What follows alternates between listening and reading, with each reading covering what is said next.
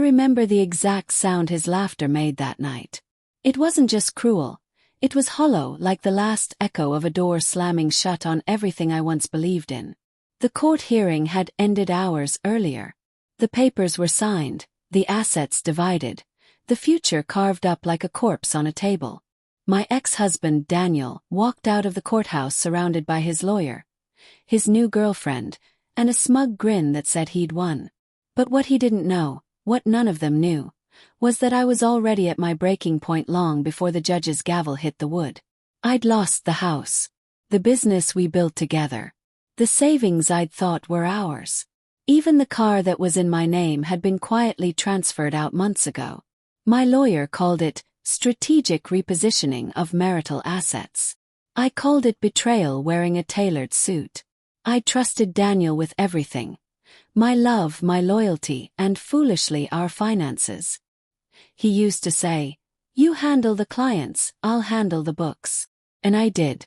For 8 years I brought in contracts, nurtured partnerships, and expanded our small marketing firm into a recognizable name. But while I was chasing clients, he was moving money, draining accounts, opening new ones under shell companies, slowly isolating me from the business I'd helped create. By the time I realized what he'd done, my name was missing from the board, my access was revoked, and every cent I'd earned was under his control. That was the night I stopped sleeping. After the divorce, I moved into a one-bedroom apartment overlooking an alley that smelled like damp trash and forgotten promises. The walls were thin. I could hear the couple next door fighting over rent, the baby crying at 3 a.m., the constant hum of loneliness in the air. I got a job at a local design firm, small but enough to keep me afloat. Every day I told myself I was rebuilding, one invoice at a time. But every night I replayed Daniel's voice in my head, laughing as he told the judge, "She can have her independence, it's all she ever wanted." He'd taken my company, my security, my pride. And I'd taken the blame. But even then, a small part of me refused to die. It started 2 months after the divorce, when I received an anonymous email. The subject line read, "You deserve to know." At first I thought it was spam, maybe another cruel prank from Daniel's friends. But the message was short and specific. Check the company's financial reports from 2019 to 2021. The offshore accounts weren't closed, they were renamed. Look for Halcyon Consulting Limited. I stared at it for nearly an hour before I dared to open my old laptop. The password still worked. My fingers trembled as I pulled up archived files from our business database, praying I'd find nothing, that this was just paranoia feeding off heartbreak. But then I saw it. A small subsidiary name buried in the contracts folder. Halcyon Consulting Ltd. Registered under Daniel's signature. And mine forged. That moment hit like a physical blow. My breath caught, and the room seemed to tilt sideways. Every spreadsheet, every fake invoice, every quiet withdrawal was proof of something darker than divorce or greed. It was a setup. He hadn't just cheated me financially. He'd orchestrated my downfall. I didn't cry. I didn't scream. I just sat there, staring at the glowing screen, feeling the last pieces of my trust crumble. Over the next few days I became obsessed. I traced transactions through old records, credit card statements, and archived client files. The deeper I dug, the clearer it became. Daniel had used me as a shield. The fraud, the tax evasion, the offshore accounts. All of it was routed through my name before he erased the trail. And now, if anyone uncovered it, I'd be the one facing charges. That realization kept me up for nights on end. I started seeing shadows where there weren't any, flinching at phone calls, double-checking every message. I didn't know who had sent that email. A friend, a whistleblower, or someone trying to trap me further. But one thing was certain. Whoever it was, they'd pulled the first thread. And I wasn't about to stop unraveling the rest. Then came the encounter that changed everything. It was a Wednesday, gray skies, freezing rain, the kind of day that matched my mood. I was leaving work when I saw her standing by my car. Tall, blonde, expensive coat. The kind of woman Daniel used to flirt with at business dinners. "Clara," she said. Her voice was cautious, almost rehearsed. Yes. She handed me an envelope. You don't know me, but you knew my husband, or at least you worked for him. I frowned. Who's your husband? Patrick Keller. The name sent a chill through me. Patrick had been Daniel's accountant. The one who'd handled our tax files, our audits. The one I'd trusted with my financial signatures. Inside the envelope were copies of transaction records, emails, and a photograph of Daniel and Patrick together, shaking hands at a private marina, grinning next to a briefcase. I found these when Patrick left his computer unlocked, she said quietly. He said it was business, but I know a cover-up when I see one. Could barely speak. Why are you giving this to me? Her lips trembled. Because Patrick's dead. He fell from that same marina dock 3 weeks ago. The world tilted again. My stomach turned cold. She stepped closer, whispering, They're cleaning up. You're next. And then she walked away. That night, I sat in my apartment with the envelope spread across my kitchen table, papers fluttering in the fan's breeze.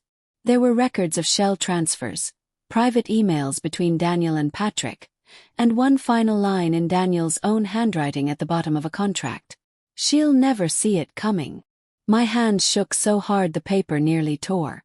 The betrayal wasn't just emotional. It was calculated, cruel, and possibly deadly. I didn't sleep that night. Instead, I packed a small bag, backed up all the files, and left the city before dawn. I didn't know where I was going. Only that I couldn't stay where Daniel could find me. As the highway stretched ahead in the dark, my reflection in the windshield looked like a stranger, someone who'd finally learned that love wasn't the opposite of hate. It was trust. And once trust was gone, hate was all that remained. I drove through the night, the city lights shrinking behind me until they looked like scattered embers in the rearview mirror. The rain kept falling, washing away the skyline that had once been my home, my dream, and my ruin. I stopped 3 hours later at a roadside motel, the kind where the flickering sign hums louder than the guests. The woman at the front desk didn't ask questions. She slid me a key and muttered something about room 9 being quiet. Inside, I sat on the edge of the bed, watching my reflection in the cracked mirror. My hair was tangled, eyes hollow, the exhaustion sitting so deep in my bones it almost felt permanent. But beneath all that ruin, something new had taken root, a slow, simmering resolve. I wasn't just a victim anymore. I was evidence. Over the next few days, I lived in that motel like a ghost. Curtains drawn, laptop open, documents spread across the bed. I went through every file Patrick's wife had given me, cross-referencing them with my old business records, tracing signatures, tracking timestamps. The deeper I dug, the more monstrous it became. Daniel hadn't only stolen from me. He'd stolen from clients, siphoning funds through shell companies, inflating invoices, then funneling everything offshore. Patrick had been the architect, but Daniel had been the puppeteer. And I was the scapegoat. Each discovery tightened a knot of fury in my chest.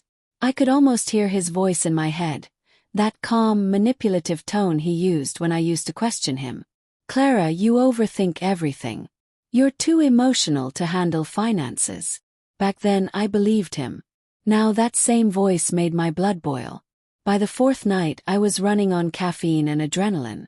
My eyes burned, my hands trembled from exhaustion, but I finally pieced it all together.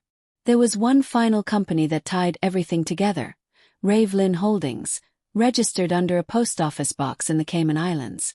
The directors, Daniel, Patrick, and one unnamed trustee. When I checked the corporate registration logs, my heart stuttered. The trustee's name was mine, forged, dated 6 months before the divorce. That was the nail in the coffin, the proof that Daniel had used my identity to shield himself. If I didn't act soon, the next investigation wouldn't just ruin me financially. It would put me in prison. I needed help, real help. But who could I trust? That's when I thought of Evelyn Grant, a journalist I'd met years ago when our company sponsored a charity event. She was sharp, fearless, and she owed me a favor. When I called her, my voice shook as I said her name. Clara. It's been ages, she said. You sound scared. I don't know where to start, I whispered. Daniel's been laundering money. Through me.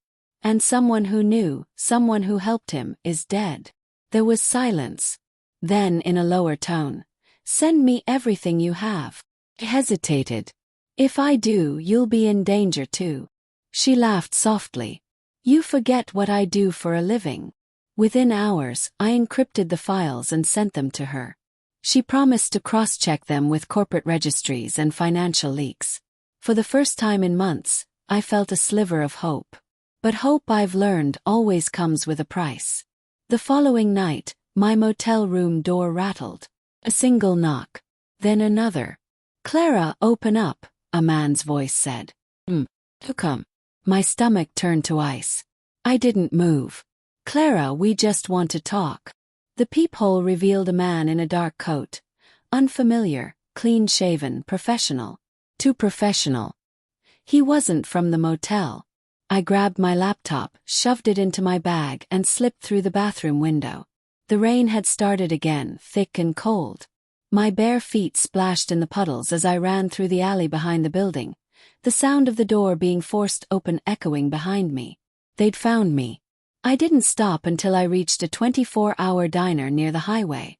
I sat in the farthest booth, trembling, my hair soaked, my chest heaving. The waitress gave me a sympathetic look and handed me a towel. When I opened my phone, there was a message from Evelyn. Meet me tomorrow. Found something. Don't use your car. They're tracking you. My hands tightened around the phone. Hey. She sent a location, a small cafe in the next town over. When I arrived the next morning, Evelyn was already there. She looked pale, her hair pulled back, a folder in front of her. You were right, she said. Daniel's company is under federal review, but quietly. Someone on the inside tipped them off about the offshore accounts. That was Patrick, I murmured. She nodded. And now he's gone. Her eyes softened. Clara, listen. They didn't just frame you. They're still moving the money. But there's something worse. I frowned. Worse than being used as a scapegoat. She slid a photograph toward me. It was grainy, taken from a security feed. Daniel sitting in a restaurant. Across from him sat Patrick's widow. Froze. Evelyn's voice dropped. She's not who she said she was. Her name isn't Keller. Her real name is Laura Devereaux. She's been Daniel's silent partner since before you met him. I felt my pulse hammering in my ears. She gave me those files, I whispered. I know, Evelyn said quietly. And she's been feeding you just enough truth to push you out of hiding, so they could find you before you turned the evidence in. Felt sick. Envelope. The warning. The story about Patrick's death. Had all been bait. She said they were cleaning up. I murmured, my throat tight. She meant me. That night, I didn't go back to the motel. Evelyn set me up in a safe house through one of her contacts. I barely slept, my mind replaying every word, every lie. Daniel and Laura, partners, lovers, conspirators, had built their empire on deceit. And I had been their perfect mask. But the thing about masks is, once you learn how to wear one, you can use it too. 2 weeks later, the news broke. Halcyon Consulting and Ravelin Holdings under federal investigation for tax fraud and embezzlement. 2 directors named. 1 missing. Evelyn's report had gone live. Every document, every bank record, every email. Daniel's photo flashed across the screen as agents escorted him into a car. His expression was unreadable. Part rage, part disbelief. But what made me freeze wasn't him. It was Laura. Standing beside him. Handcuff. Eyes locked straight into the camera. And for a second I swore she smiled. Weeks passed before I allowed myself to breathe again. The investigation cleared my name. They called me a victim of financial manipulation and identity fraud. Called it survival. I sold everything I had left and moved to a quiet coastal town, far from the noise, the lies, and the shadows of what Daniel made me. I started freelance work again, small projects, honest clients. It wasn't much, but it was mine. Sometimes when the sun sets over the water, I think about Daniel's last words in court. The ones he spat through his teeth when I refused to beg. You'll die broke and alone. He was wrong about both. I'm not broke, I just stopped measuring wealth the way he did. And I'm not alone. I have peace now, and after everything he took, that's worth more than any fortune. But the best part. Last week I got an email from an anonymous sender. Just one line. She'll never see it coming. This time it wasn't his handwriting. And for the first time in years, smiled.